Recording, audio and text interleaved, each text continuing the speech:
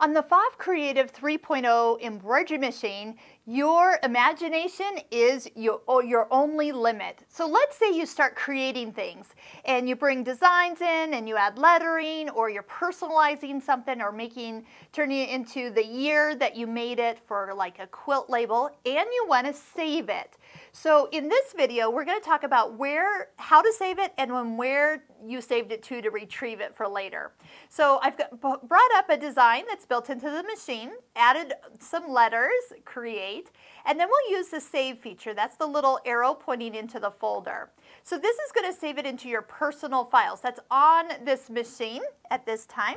So if you want to, you can actually name the file that you are actually doing. I was playing around with a test name, so we'll just do that, test, and then do the check mark. You'll see that it is saving the design, but where did it save it? Let's go ahead and delete all of this off the screen just so it's clear. We'll go into our main menu, and right here, this is your built-in designs. These are your built-in alphabets, but this one is with the folder and the heart. That's where the designs are saved. So if you touch it, you can actually cut it or duplicate it, rename it, that type of thing.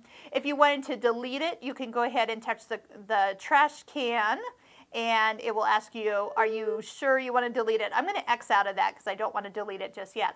Just remember, touch and hold, and then that will bring in the design just as you saved it. And you will be able to, they are separate pieces. So if you're like, oh, I saved it, but now what I really need to do is maybe separate the two or move something around, you will be able to go back in and even edit out. So if you had 2000, whatever the year is, and you wanted to change that year to the next year, you can just save it, and then next year just turn it to the year it's supposed to be.